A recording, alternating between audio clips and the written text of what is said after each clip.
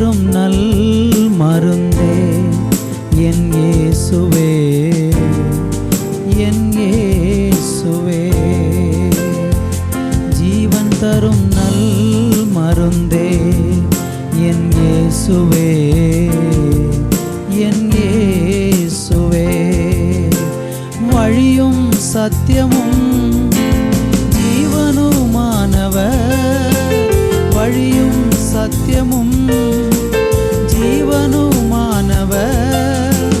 நித்திய ஜீவனை நம்மில் தருபவர், நித்திய ஜீவனை நம்மில் தருபவர். ஜீவன் தரும் நல் மருந்தே என் இயேசுவே, என் இயேசுவே. ஜீவன் தரும் நல் மருந்தே என் இயேசுவே, என் இயேசுவே.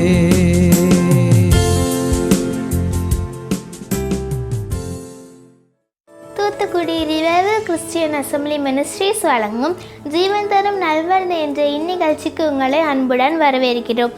இன்றைய நிகழ்ச்சி உங்களுக்கும் உங்கள் குடும்பத்திற்கும் ஆசீர்வாதமாக இருக்கும் என்று நாங்கள் நம்புகிறோம். இப்பொழுதும் நமது ஊழியர் கே. சந்தோஷ் அவர்கள் வழங்கும் தேவ செய்தி இதோ உங்களுக்காக. கிறிஸ்துவுக்குள் மிகவும் பிரியமான அன்பு தேவ பிள்ளைகளே, கர்த்தராகிய இயேசுவின் நாமத்தில் உங்களை அன்போடு கூட வாழ்த்துகிறேன். இந்த அருமையான நாளிலேயும் கூட நம்ம கர்த்தருடைய வார்த்தையை தியானிக்க போகிறோம். நீதிமொழிகளின் புஸ்தகம் அதனுடைய 28வது அதிகாரம் 20வது வசனத்தை நாம் வாசித்து இன்றைக்கி நம்ம தியானிக்க போகிறோம். இப்பொழுது அந்த வேத பகுதியை நம்ம இப்பொழுது வாசிக்க கேட்கலாம். உண்மையுள்ள மனுஷன் பரிபூரண ஆசீர்வாதங்களை பெறுவான், பரிபூரண ஆசீர்வாதங்களை பெறுவான். ஐஸ்வர்யவான் ஆகிறதற்கு தீவிரிக்கிறவனோ ஆக்கினைக்கு தப்பான், ஆக்கினைக்கு தப்பான். உண்மையுள்ள மனுஷன் பரிபூரண ஆசீர்வாதங்களை பெறுவான். இதைத்தான் இன்றைக்கு நாம் வேதத்திலிருந்து ஆராயப் போகிறோம். பரிபூரணமான ஒரு ஆசீர்வாதத்தை பெறுவான் என்று உண்மையுள்ள மனிதனை குறித்து ஆண்டவர் சொல்லியிருக்கிறார். நம்ம எல்லாருக்கும் ஒரு ஆசை இருக்கிறது, நான் பரிபூரணமான ஒரு நிறைவான ஆசீர்வாதத்தை பெற்றுக்கொள்ளணும் என்று சொல்லி நம்ம எல்லாரும் மிகுந்த ஆவலோடு தேவனிடத்திலிருந்து அந்த நிறைவான ஆசீர்வாதத்தை ஒவ்வொரு நாளும் எதிர்பார்த்து கொண்டிருக்கிறோம். ஆனால் ஆண்டவரும் நமக்கு பரிபூரண ஆசீர்வாதத்தை, எல்லா ஆசீர்வாதங்களையும் நிறைவாக நமக்கு கொடுப்பேன் என்று அவர் இந்த வசனத்தின் மூலமாக வாக்குத்தத்தம் பண்ணுறார். எப்பொழுதுமே நீங்கள் வேதத்தை ஆராயும் போது ஒரு உண்மையை மனதிலே ரொம்ப தெளிவாக நாம் தெரிந்து வைத்திருக்க வேண்டும். அது என்னவென்றால், ஒரு நிபந்தனை இல்லாமல் தேவன் எந்த ஒரு ஆசீர்வாதத்தையும் நமக்கு கொடுப்பதாக அவர் வாக்கு பண்ணுவதே கிடையாது. இங்கே என்ன சொல்கிறார் பாருங்கள், பரிபூரண ஆசீர்வாதம் எப்படி வரும்? உண்மையுள்ள மனுஷனுக்கு தான் ஆண்டவர் அந்த பரிபூரண ஆசீர்வாதத்தை கொடுப்பேன். அப்போ ஒரு நிபந்தனை, ஒரு கட்டளை சொல்கிறார், நீங்கள் உண்மையாக இருங்க, அப்பொழுது நீங்கள் பரிபூரணமான ஆசீர்வாதத்தை பெற்றுக்கொள்வீங்க என்று ஆண்டவர் இங்கே சொல்லுகிறதை பார்க்கிறோம்.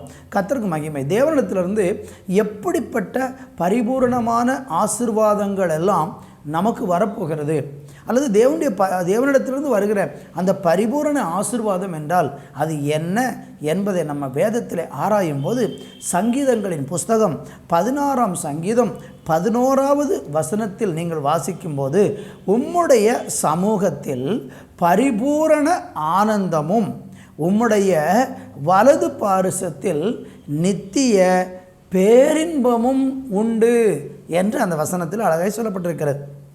அப்போ ஆண்டவரிடத்தில் பரிபூரணமான ஆசீர்வாதங்கள் இருக்கிறது, அவருடைய சமூகத்தில் பரிபூரண ஆனந்தம் இருக்கிறது. பாருங்கள், ஆண்டவரிடத்தில் இல்லாத ஆசீர்வாதம் எதுவுமே கிடையாது. எல்லா ஆசீர்வாதமும் தேவனிடத்தில் நிறைவாக இருக்கிறது. இங்கே என்ன ஆசீர்வாதத்தை சொல்கிறாரு? நமக்கு பரிபூரண ஆனந்தமும் நித்திய பேரின்பமும் ஆண்டவருடைய சமூகத்தில் தான் இருக்கிறது.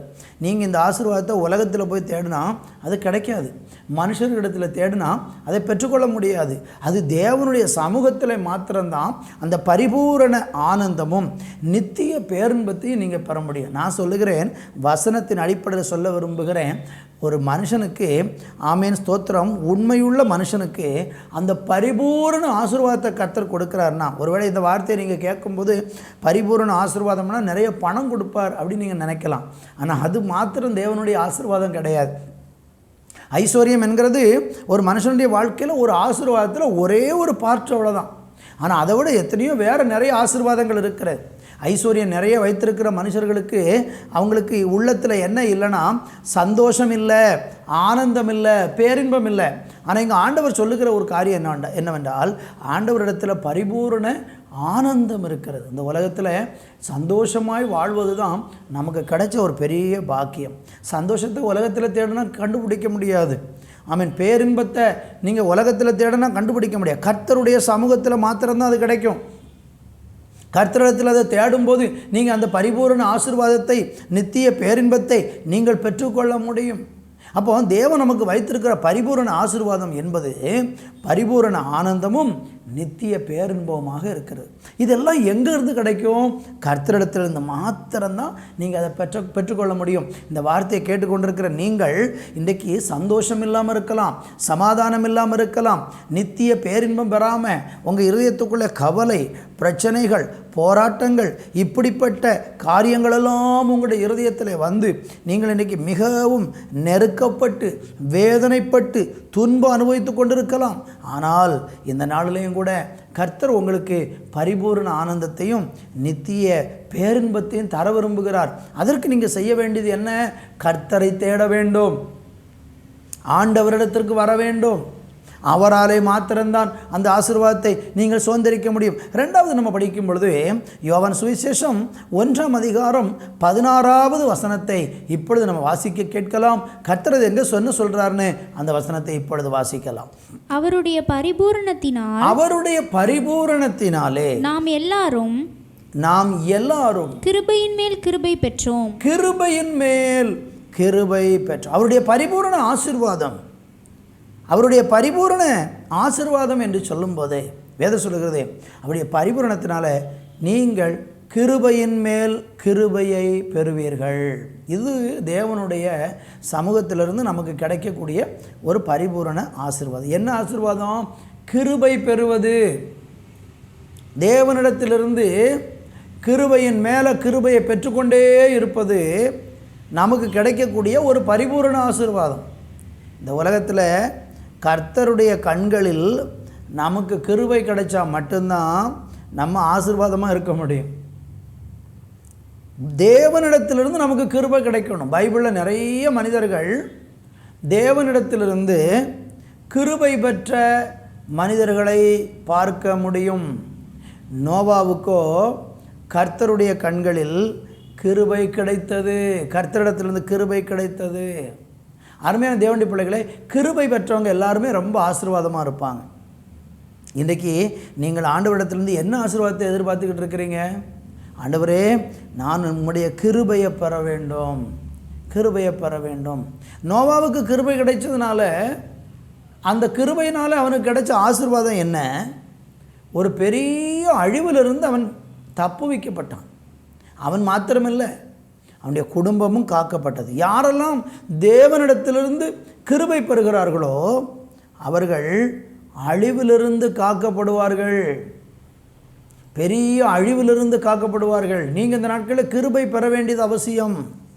தேவனிடத்திலிருந்து நீங்கள் பரிபூரணமான ஒரு ஆசீர்வாதத்தை நீங்கள் எதிர்பார்க்குறீங்க, ஒரு பூரண ஆசீர்வாதத்தை எதிர்பார்க்குறீங்கன்னா அது அவருடைய பரிபூரணத்தினால உங்களுக்கு கிடைக்கிற ஒரு ஆசீர்வாதம் என்ன? கிருபை கிடைக்கிறது, கிருபை கிடைக்கிறது. இந்த கிருபை நம்ம வாழ்க்கையில் எல்லா சூழ்நிலையிலும் நமக்கு ரொம்ப ஒத்தாசையாக இருக்கும். பலவீன நேரத்தில், வியாதி நேரத்தில், கஷ்ட நேரத்தில் எல்லாம் ஆண்டுடைய கிருபை நம்மளை தாங்கும். அவருடைய கிருபை நம்மளை பெரியவர்களாக மாற்றும். கர்த்தருக்கு மகிமை உண்டாகட்டும். அவருடைய கிருபையினால தான் நம்ம நிர்மூலமாகாமல் இருப்போம். புலம்பலின் புஸ்தகத்தில் படிக்கும்போது நாம் நிர்மூலமாகாமல் இருப்பது அவருடைய கிருபை என்று சொல்லப்பட்டிருக்கிறது. அவருடைய கிருபை. இன்றைக்கு இந்த உலகத்தில் எத்தனையோ பேர் நல்லா பார்க்குறதுக்கும் பேசுகிறதுக்கும் திறமையானவர்களும் ஞானமானவர்களும் படித்தவர்களும் நல்ல உலகத்தில் நல்ல அந்தஸ்தில் இருக்கிற பல மனிதர்கள் திடீரென்று நிர்மூலமாய் போகிறார்கள், அழிந்து போகிறார்கள். இன்றைக்கி இருக்கிறவங்க நாளைக்கு பார்க்க முடியலை. நல்லா இருந்தவங்க திடீரென்று இந்த உலகத்தை விட்டு மறைஞ்சு போயிடுறாங்க, அழிஞ்சு போயிடுறாங்க. ஆனால் நீங்களும் நானும் ஆண்டவருடைய கிருபையை பெற்றிருந்தால் அந்த கிருபை பெற்ற மனிதன் தேவனால் பாதுகாக்கப்படுவான். அப்போ பரிபூரண ஆசீர்வாதம் என்பது தேவனிடத்திலிருந்து வரக்கூடிய கிருபை. இந்த பரிபூரண ஆசீர்வாதத்தை ஆண்டவர் நமக்கு தருகிறார். யோவான் சுவிசேஷம் 10ஆம் அதிகாரம் 10வது வசனத்தில் நீங்கள் வாசித்து பார்த்தீங்கன்னா, திருடன் திருடவும் கொல்லவும் அழிக்கவுமே வருகிறான் அன்றி வேற ஒன்றுக்கும் வரான். இயேசு சொல்றார், நான் உங்களுக்கு ஜீவனை கொடுக்கவும் அந்த ஜீவன் பரிபூரணப்படவும் வந்தேன் என்று இயேசு சொல்லுகிறார். அப்போ இயேசு கிறிஸ்து நமக்கு மூன்றாவது அவர் கொடுக்கக்கூடிய ஒரு பரிபூரண ஆசீர்வாதம் என்னன்னா, ஆமென், ஜீவனை பரிபூரணமாக கொடுக்க வந்தேன். நான் அவைகளுக்கு ஜீவனை கொடுக்கவும் அது பரிபூரணப்பட வந்தேன். தேவனிடத்திலிருந்து நமக்கு கிடைக்கக்கூடிய ஒரு பரிபூரணமான ஆசீர்வாதம் என்னன்னா, தேவனிடத்திலிருந்து நமக்கு கிடைக்கக்கூடிய நித்திய ஜீவன். பிசாசு எப்போவுமே ஒரு மனுஷனை அழிக்கிறதுல ரொம்ப குறியாக இருப்பான். குறுக்கிடுகிறதுல, நம்மளை துன்புறுத்துறதுல, நமக்கு கேடு உண்டாக்குறதுல. அதான் பைபிள் சொல்ல திருடன்னு சொல்லியிருக்கு. திருடவும் கொல்லவும் அழிக்கவும் வருகிறான். சாத்தான் எப்போவுமே எல்லா தீமைக்கும் பின்னால் இருந்து அவன் செயல்படுகிறான். உங்கள் வாழ்க்கையில் வருகிற நன்மைகளை கெடுக்க நினைக்கிறான். இது சாத்தானுடைய வேலை. இந்த செய்தியை கேட்டுக்கொண்டிருக்கிற நீங்கள் உங்கள் வாழ்க்கையில் பலவிதமான பிரச்சனைகள் மத்தியில் இன்றைக்கி இருக்கிறீங்கன்னா அதற்கு தேவன் காரணம் அல்ல, அல்லது சில மனிதர்கள் காரணம் அல்ல. நீங்கள் ஒன்றை அறிந்து கொள்ளுங்கள், உங்கள் வாழ்க்கையில் இன்றைக்கி நடக்கக்கூடிய எல்லா கேடான காரியங்கள், தீமையான காரியங்கள், துன்பமான காரியங்கள், பலவிதமான போராட்டமான காரியங்கள், இதற்கு பின்னால் சாத்தான் இருக்கிறான், பிசாசு இருக்கிறான். அவன்தான் தீமைகளை செய்கிறான். ஆனால் இயேசு எதற்காக வந்தாராம்? நான் அவைகளுக்கு ஜீவன் உண்டாகவும் அது பரிபூரணப்படவும் வந்தேன் அப்படிங்கிறார். அப்போ தெய்வம் நமக்கு பரிபூரணமான ஒரு நித்திய வாழ்வை தருகிறார். அதான் பரிபூரண ஆசீர்வாதம். பரிபூரணமான ஆசீர்வாதம். உண்மையுள்ள மனுஷன் பரிபூரண ஆசீர்வாதம் பெறுவான்னு சொல்லியிருக்கிறது பார்த்தீங்களா? அந்த பரிபூரண ஆசீர்வாதம்னா என்ன? பரிபூரணமான ஒரு ஜீவன். இந்த பூமியில் நம்ம கொஞ்ச காலம்தான் வாழப்போகிறோம். கொஞ்ச காலம் நம்முடைய வாழ்க்கை ஓட்டம். நமக்கு ஒரு ஆயுசு நாட்களை தேவன் குறித்திருக்கிறார். அந்த ஆயுசு நாட்களில் நம்ம வாழ்க்கை முடிஞ்சு போயிடும். அதற்கு எத்தனை வருடம் எத்தனை காலம் நமக்கு யாருக்குமே தெரியாது. நம்முடைய வாழ்க்கையின் முடிவு எப்போ உண்டாகும் என்று யாராலுமே நம்மளால் கணிக்கவே முடியாது. தேவன் அந்த ரகசியத்தை நமக்கு சொல்லவும் மாட்டார். ஒரு நாள் இந்த உலகத்திலிருந்து நம்ம போவோங்கிறது நமக்கு நல்லா தெரியும். இந்த உறவுகளை எல்லாம் விட்டு, இந்த உலகத்தில் காண்கிறவைகளை எல்லாவற்றையும் விட்டு ஒரு நாள் நம்ம பயணமாக வேண்டியது இருக்கிறது. ஆனால் இந்த உலகத்தை விட்டு நமக்கு போனாலும் தேவனை விசுவாசிக்கிற ஒரு மனுஷனுக்கு ஆண்டவர் சொல்கிறாரு, அவனுக்கு நித்திய பரிபூரண ஜீவனை நான் கொடுப்பேன் என்று சொல்லுகிறார். யோவான் சுவிசேஷத்தில் நீங்கள் 6ஆம் அதிகாரத்தில் படித்து பார்த்தீங்கன்னா ஆண்டவர் அங்கே என்ன சொல்கிறார்னா, என்னை விசுவாசிக்கிறவனுக்கு நித்திய ஜீவன் உண்டு. என்னை விசுவாசிக்கிறவன் மரித்தாலும் பிழைப்பான். ஆண்டவரை விசுவாசிக்கிற மனுஷனுக்கு ஒரு நித்திய பரிபூரணமான ஒரு ஜீவனை வைத்திருக்கிறார், ஒரு நித்திய வாழ்வு வைத்திருக்கிறார். எனவே இந்த உலகத்தில் துன்பம், பாடுகள், வேதனைகள், கஷ்டங்களின் வழியாக நீங்கள் போகிறீங்களா? உங்கள் கஷ்டத்துக்கெல்லாம் ஒரு முடிவை தேவன் வச்சுருக்கிறாரு. அந்த முடிவில் நீங்கள் நித்திய வாழ்வில் தேவனோடு கூட வாசம் பண்ண முடியும், இயேசு கிறிஸ்துவை நீங்கள் விசுவாசிக்கிறவர்களாக இருந்தால்.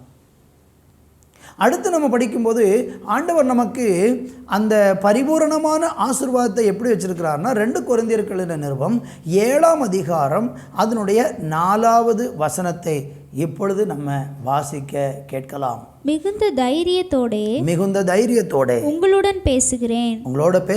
உங்களை குறித்து மிகவும் மேன்மை பாராட்டுகிறேன். உங்களை குறித்து நான் மிகவும் மேன்மை பாராட்டுகிறேன். ஆறுதலால் நிறைந்திருக்கிறேன். எங்களுக்கு உண்டான சகல உபத்திரவத்திலும் எங்களுக்கு உண்டான சகல உபத்திரவத்திலும் பரிபூரண சந்தோஷமாயிருக்கிறேன். ஆண்டவர் நமக்கு கொடுக்கிற உண்மையுள்ள மனுஷனுக்கு பரிபூரணமான ஒரு ஆசீர்வாதத்தை கொடுப்பேன் என்று சொன்னாரே, அந்த பரிபூரண ஆசீர்வாதம் என்னவாம்? உபத்திரவத்தில் பரிபூரண சந்தோஷமாய் இருக்கிறேன் என்று பவுல் அப்போஸ்தலன் சொல்லுகிறார். இதுதான் தேவன் நமக்கு வைத்திருக்கிற பரிபூரணமான ஆசீர்வாதம். உபத்திரவத்தில் சந்தோஷமாக இருக்கிற ஒரு வாழ்க்கை. இது உங்களுக்கு நமக்கு எல்லாருக்கும் தேவை. உபத்திரவத்தை நம்ம வாழ்க்கையிலிருந்து தவிர்க்கவே முடியாது. கஷ்ட நஷ்டங்களை உங்கள் வாழ்க்கையிலிருந்து முற்றிலும் துடைத்து போட உங்களால் முடியவே முடியாது. அது எல்லா மனுஷனுக்கும் அது உலகத்தில் உண்டு. இன்றைக்கி எவ்வளவோ நல்லா இருக்கக்கூடிய மனுஷன், எனக்கு ஒரு கஷ்டமும் இல்லை, எனக்கு ஒரு கவலையும் இல்லை, எனக்கு எந்த பிரச்சனையும் இல்லை, நான் எல்லாமே நல்லா இருக்கிறேன்னு சில மனுஷன் ரொம்ப பெருமையாக, மற்றவங்களுக்கு முன்னால் ரொம்ப மேட்டிமையாக, மற்றவங்களை ரொம்ப அற்பமாக எண்ணிக்கொண்டு சில மனிதர்கள் இப்படி வாழ்கிறாங்க. ஆனால் எல்லா மனுஷனுடைய வாழ்க்கையிலையும் ஒரு பள்ளம் இருக்கிறது, ஒரு பாடுகளின் பாதை, ஒரு நெருக்கத்தின் பாதை, ஒரு துன்பத்தின் பாதை இருக்கிறது. அது எல்லா மனுஷனுக்கும் பூமியில் நியமிக்கப்பட்டது தான். துன்பப்படாமல் கஷ்டத்தின் வழியாக போகாமல் ஒரு மேன்மை அடைஞ்ச மனுஷனை நீங்கள் பார்க்கவே முடியாது. ஸ்தோத்திரம். அவன் ஏதோ ஒரு சூழ்நிலையில் நெருக்கப்பட வேண்டிய காலங்கள் வரும். அப்படி நெருக்கப்படுகிற காலங்களில் தேவனை சார்ந்திருந்தால் அந்த உபத்திரவத்தில் நமக்கு என்ன கிடைக்குமா? பரிபூரணமான ஒரு சந்தோஷத்தை வச்சிருப்பார். சில மனுஷர்கள் எல்லாம் பாருங்கள், அவங்களுக்கு வரக்கூடிய பாடுகளில் அந்த பாடுகளை கடந்து போக அவங்களுக்கு தைரியம் இல்லாமல், அந்த பாடுகளில் சகிக்கிறதுக்கான ஒரு சகிப்பு தன்மை இல்லாமல், அந்த உபத்திரவங்களை பொறுமையோடு சகிக்க முடியாமல், அந்த உபத்திரவம் தாங்க முடியாமல் தங்களுடைய வாழ்க்கையை மாய்த்து கொள்ளுகிறாங்க. நான் இந்த செய்தியை உங்களுக்காக ஆயத்தப்படுத்தி இந்த செய்தியை கொடுக்கறதற்காக நான் தயாராகி கொண்டு இருக்கும் பொழுது ஒரு அருமையான சகோதரி தொலைபேசியில் பேசினாங்க. அவங்க சொன்னாங்க, ஐயா உங்கள் செய்தியை நான் யூடியூப் சேனலில் பார்த்தேன், எனக்கு உங்கள்கிட்ட பேசி ஜெபிக்கணும்னு ஒரு ஆசை. அவங்க ஜெபிக்கணும்னு சொல்லிட்டு அவங்க காரியத்தை சொல்கிறாங்க. பல வருஷமாக பயங்கரமான ஒரு கடலில் சிக்கி வெளியே வர முடியாமல் நான் தவித்து கொண்டிருக்கிறேன். நான் என் கணவனை பார்த்து இன்றைக்கி காலையில் தான் கேட்டேன், நம்ம 2 பேரும் செத்து போயிடலாமா? எல்லாரும் நம்மளை நிந்திக்கிறாங்க. நல்லா வசதியாக இருந்தேன், நல்லா வசதியாக வாழ்ந்தோம், இன்றைக்கி கடன் தலைக்கு மேலே மிஞ்சி விட்டது, செத்து போயிடலாமா என்று என் கணவனிடத்தில் கேட்டேன். அவர் சொன்னார், நம்ம செத்து போனால் நம்ம பிள்ளைகள் அனாதையாகி விடுமே, அதனால் வேண்டாம், எவ்வளவோ பாதையெல்லாம் தாண்டி வந்துட்டோம், இதையும் நம்ம தாண்டலாம் என்று சொல்லி அவர் எனக்கு தைரியம் சொன்னார். ஆனால் எனக்கு இதிலேருந்து எப்படி மீண்டு வர தெரியலை, எனக்காக நீங்கள் ஜெபிக்கணும்னு அவங்க அன்போடு கூட கேட்டுக்கொண்டாங்க. அந்த சகோதரிக்கு தொலைபேசியில் இன்றைக்கு நான் அவர்களுக்காய் ஜெபித்தேன், தைரியம் சொன்னேன். நீங்கள் இந்த பாடுகளை தாண்டி வர முடியும், நீங்கள் இந்த உபத்திரவத்தில் சந்தோஷமாக இருக்க முடியும். அதற்கு ஒரே ஒரு வழி, ஆண்டவராகி இயேசு கிறிஸ்து மட்டும்தான். நீங்கள் இயேசு கிறிஸ்துவை விசுவாசித்து, இயேசு கிறிஸ்துவை பின்பற்ற, இயேசு கிறிஸ்துவை உங்களுடைய தெய்வமாக ஏற்றுக்கொள்ள நீங்கள் தீர்மானம் எடுத்து இன்றைக்கு இயேசுவோடு கூட பயணிக்க முன்வருவீர்கள் என்றால், இயேசுவை உங்களுடைய இரட்சகராக ஏற்றுக்கொண்டு அவருடைய பாதையில் நடக்க நீங்கள் தீர்மானிப்பீர்கள் என்று சொன்னால், உங்கள் வாழ்க்கையில் இருக்கிற இந்த பயங்கரமான கஷ்டமாகிய கடனிலிருந்து நீங்கள் வெளியே வர முடியும் என்று அவர்களுக்கு நான் தைரியம் சொல்லி ஜெபித்தேன். உங்கள் வாழ்க்கையில் இன்றைக்கி பலவிதமான உபத்திரம் அனுபவிக்கிறீங்களா? பாடுகள் மத்தியில் போகிறீங்களா? தாங்கவே முடியலை, செத்து விடலாம் என்று நினைக்கிறீங்களா? தற்கொலை உங்கள் வாழ்க்கையினுடைய பிரச்சனைக்கான முடிவல்ல. நீங்கள் இன்றைக்கு மறிக்கிறீர்கள், தற்கொலை பண்ணுகிறீர்கள் என்று சொன்னால், அல்லது தற்கொலை பண்ணலாம் என்று யோசிக்கிறீர்கள் என்று சொன்னால், அது பிசாசு உங்கள் இருதயத்தில் கொண்டு வருகிற ஒரு எண்ணம். தற்கொலை உங்கள் வாழ்க்கையின் பிரச்சனைக்கு தீர்வை தராது. அது உங்களை நித்திய நரகத்திற்கு கொண்டு போய்விடும். எனவே நீங்கள் வாழ வேண்டும், நீங்கள் சவாலை எதிர்கொள்ள வேண்டும். அந்த தைரியத்தை கர்த்தர் உங்களுக்கு தருவார்.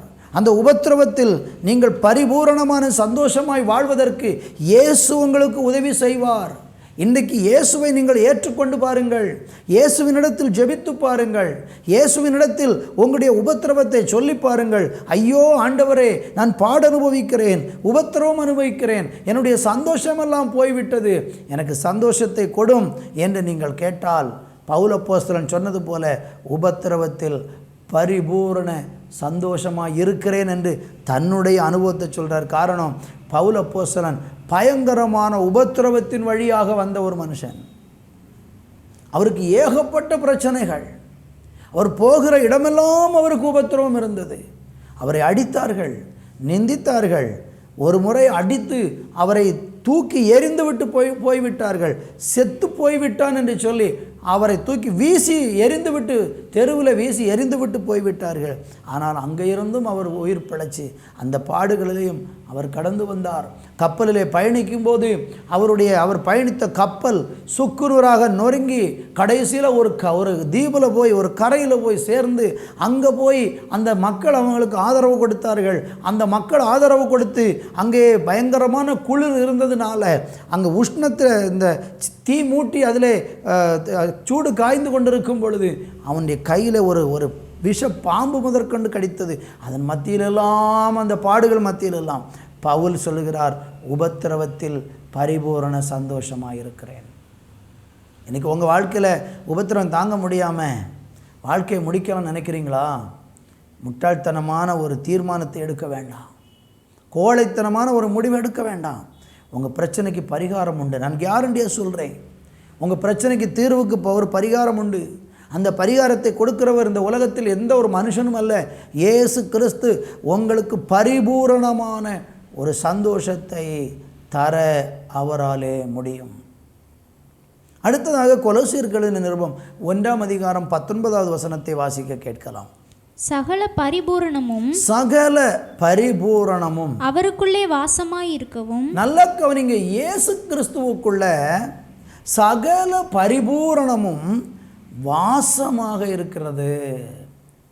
நீங்கள் இயேசு கிறிஸ்துவை போல பரிபூரணமான ஒரு நிறைவுள்ள ஒருவரை நீங்கள் பார்க்கவே முடியாது.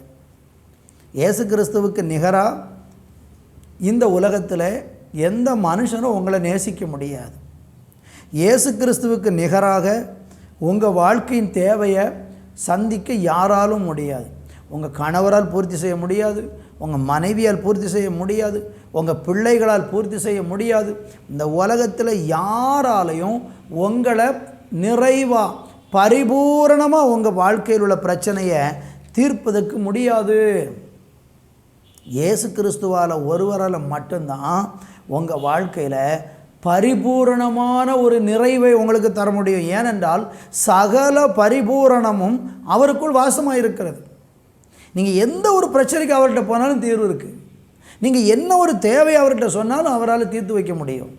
நீங்கள் எப்படிப்பட்ட ஒரு சூழ்நிலையில் இன்றைக்கு வறுமையில் வாடினாலும், அல்லது கண்ணீரில் வாடினாலும், அல்லது தவிப்பில் நீங்கள் வாழ்ந்தாலும், வழியே தெரியவில்லை என்று திகைத்து நின்றாலும், ஒருபோதும் வெளியே வர முடியாத அளவுக்கு பயங்கர சிக்கலில் நீங்கள் சிக்கி கிடந்தாலும், யாராலையும் இந்த பிரச்சனைக்கு தீர்வு கொண்டு வர முடியாது, இந்த பிரச்சனையிலிருந்து என்னை எவராலும் விடுவிக்க முடியாதுன்னு இருந்தாலும், இயேசு கிறிஸ்து ஒரு நொடியில் எல்லாவற்றையும் மாற்றி போட முடியும். அவரிடத்தில் பரிபூரணமான ஒரு ஆசீர்வாதம் இருக்கிறது. காரணம், அவர் சகல பரிபூரணமும் அவருக்குள் நிரம்பி இருக்கிறது. இந்த பரிபூரணமான ஒரு நிறைவை, இந்த பரிபூரணமான ஒரு ஆசீர்வாதத்தை ஆண்டவராகிய இயேசு கிறிஸ்து உங்களுக்கு உண்மையாக தர முடியும். எனவே இன்றைக்கு நீங்கள் செய்ய வேண்டியது என்ன? ஆண்டவரிடத்தில் உங்களுடைய இருதயத்தை முற்றிலுமாக ஒப்பு கொடுங்க. நான் இயேசுவுக்காக வாழ்வேன் என்று நீங்கள் தீர்மானம் எடுங்க. இதுவரைக்கும் நீங்கள் இயேசுவை அறியாமல் இருந்தால் இன்றைக்கு இந்த செய்தியின் வாயிலாக நீங்கள் இயேசுவை அறிந்து கொள்ளுங்கள்.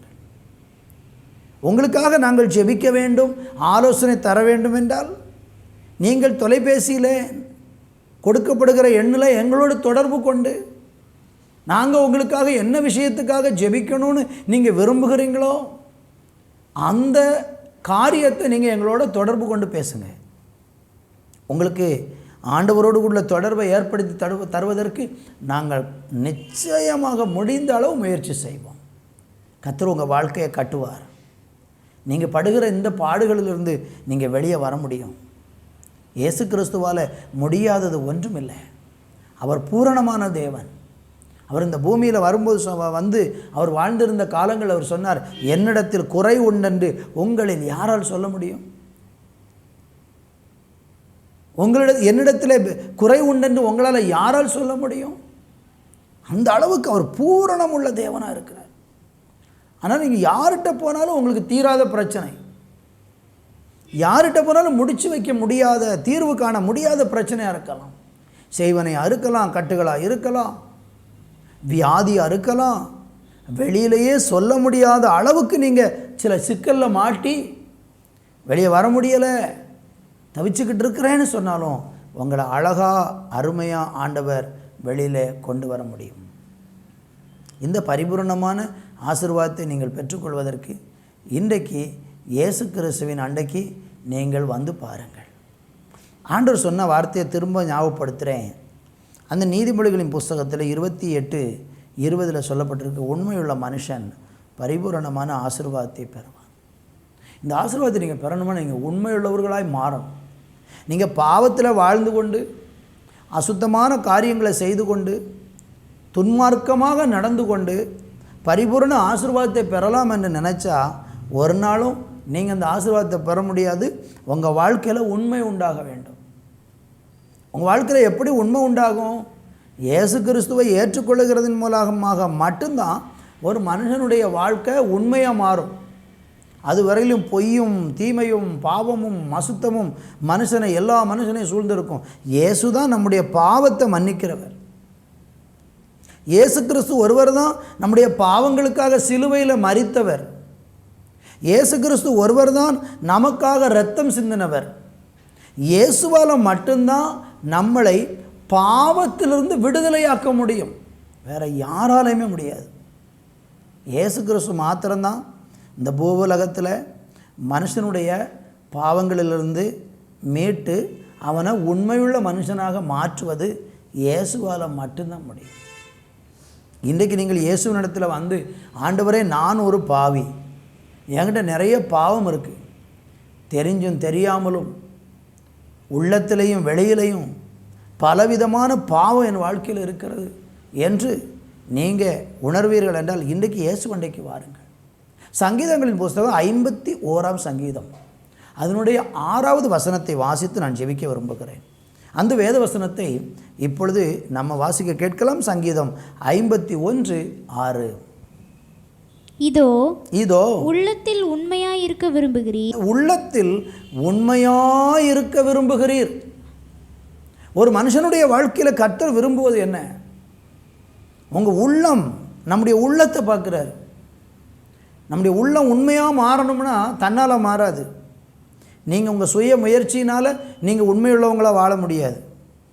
நீங்கள் எவ்வளோ தான் நல்ல நடந்து நீங்கள் நல்ல காரியங்களை செஞ்சாலும் நீங்கள் உண்மையுள்ளவங்களாக மாறிட முடியாது. நம்மளை உண்மை உள்ளவர்களாக மாற்றணும் ஒருத்தர்.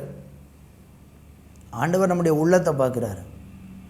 உள்ளத்தில் கேடான சிந்தனைகள், அசுத்தமான காரியங்கள், அருவருப்பான செயல்கள், பாவ எண்ணங்கள் உள்ளத்துக்குள்ளே இருக்குமென்றால் பரிபூரண ஆசீர்வாதத்தை பெற முடியாது.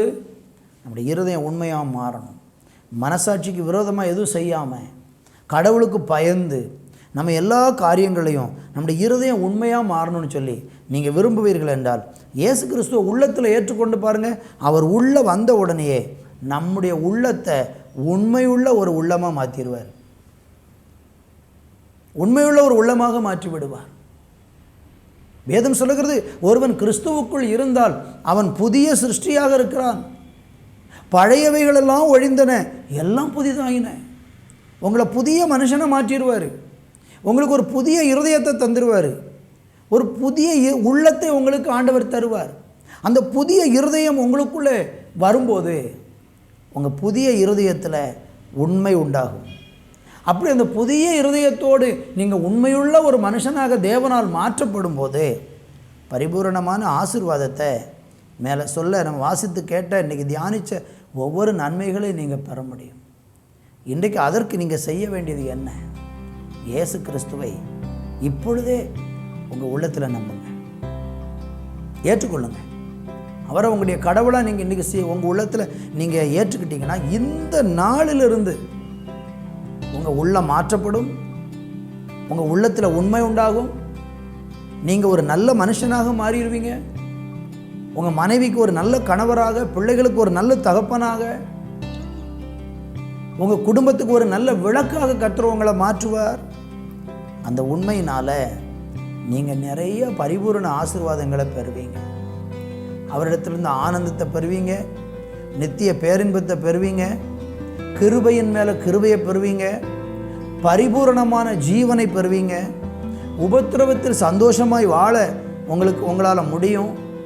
இப்படிப்பட்ட பரிபூரணமான நன்மைகளை இயேசு உங்களுக்கு தர விரும்புகிறார். நான் உங்களுக்கு ஜெபிக்க விரும்புகிறேன். என்னோடு கூட சேர்ந்து நீங்களும் இந்த நேரத்தில் இருக்கிற இடத்தில் தலைகளை தாழ்த்தி கண்களை மூடி ஜெபியுங்கள். இந்த நாளில் நேரலையில் பார்க்கிறவர்கள், தொலைக்காட்சியில் பார்க்கிறவர்கள், நீங்கள் யாராக இருந்தாலும் இருக்கிற இடத்தில் முடிந்தால் முழங்கால் படியிட்டு கூட, இயேசுவே என் வாழ்க்கையில் இவ்வளவு நான் துன்பத்தில் இருக்கிறேன், எனக்கு ஒரு பரிபூரண ஆசீர்வாதம் இல்லை, அந்த ஆசீர்வாதத்தை பெறுவதற்கு இன்றைக்கு என் வாழ்க்கையை ஒப்புக் கொடுக்கிறேன் என்று சொல்லி இப்பொழுது ஒப்பு கொடுத்து பாருங்கள். கர்த்தர் உங்கள் உள்ளத்தை மாற்றுவார். நான் உங்களுக்காக ஜெபிக்கிறேன். நல்ல தகப்பனே, இந்த நல்ல வேலைக்காக உமக்கு ஸ்தோத்திரம்.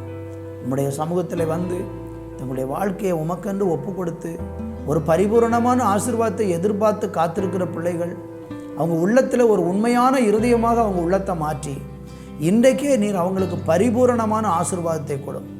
என்னென்ன காரியங்களிலெல்லாம் உங்கள் பிள்ளைகள் எதிர்பார்த்து ஒரு நிறைவான நன்மைகளையும் ஒரு ஆசீர்வாதத்தை எதிர்பார்த்து காத்திருக்கிறாங்களோ அந்த ஆசீர்வாதங்களை இன்றைக்கு சுதந்திரிப்பதற்கு பரிசுத்த தேவன் உம்முடைய பிள்ளைகளுக்கு அனுகிரகம் பாராட்டுவீராக. வியாதியின் கொடுமை, வேதனை, பாடுகள், உபத்திரவங்கள், நெருக்கங்கள், பலவிதமான இன்னல்கள் மத்தியிலும் கண்ணீரோடு கூட வாழ்ந்திருக்கிற பிள்ளைகள் இயேசு கிறிஸ்துவின் நாமத்தில் விடுவிக்கப்படுவார்களாக. அவர்களுடைய வாழ்க்கையில் நன்மைகள் உண்டாவதாக. அவர்கள் வேண்டிக் கொள்வதற்கும் நினைப்பதற்கும் அதிகமான நன்மைகளை கொடுத்து கர்த்தர் உம்முடைய பிள்ளைகளை கனப்படுத்தி மேன்மைப்படுத்தி உயர்த்தி ஆசீர்வதிக்கும்படியாக ஜெபிக்கிறோம். நீர் அப்படி செய்கிற உம்முடைய நல்ல கிருபைகளுக்காக உமக்கு கோடா கோடி நன்றிகளையும் துதிகளையும் ஏறெடுக்கும். கர்த்தர் அப்படி செய்கிறதற்காய் ஸ்தோத்திரம். பெரிய காரியங்களை செய். இயேசு கிறிஸ்துவின் நாமத்தில் ஜெபிக்கிறோம் எங்கள் நல்ல பிதாவே. ஆமேன், ஆமேன். தேவனுடைய பிள்ளைகளே, ஆண்டவர் நம்மோடு பேசியிருக்கிறார். மற்றும் ஒரு நிகழ்ச்சியில் உங்களை சந்திக்கும் வரைக்கும் தேவனுடைய கிருபை உங்களோடு இருப்பதாக. ஆமேன், ஆமேன். அன்பானவர்களே, கர்த்தருடைய வேதம் குறைவற்றதும் ஆத்துமாவை உயிர்ப்பிக்கிறதுமாய் இருக்கிறது என்று நாம் வேதத்தில் வாசிக்கிறோம். இன்றைக்கு நீங்கள் பார்த்த சத்தியமும் உங்கள் ஆவி, ஆத்துமா, சரீரத்தை நிச்சயமாக உயிர்ப்பிக்கும் என்பதில் எவ்வளவேனும் சந்தேகம் இல்லை. மீண்டும் அடுத்த வார நிகழ்ச்சிக்காக ஜெபத்துடனும் எதிர்பார்ப்புடனும் காத்திருப்போம். கர்த்தர் உங்களை ஆசீர்வதிப்பாராக. ஆமேன். Our address: Revival Christian Assembly Ministries, 17/3, Brainagar 2nd Street East, Chuchukurin. Contact 944 277 8986.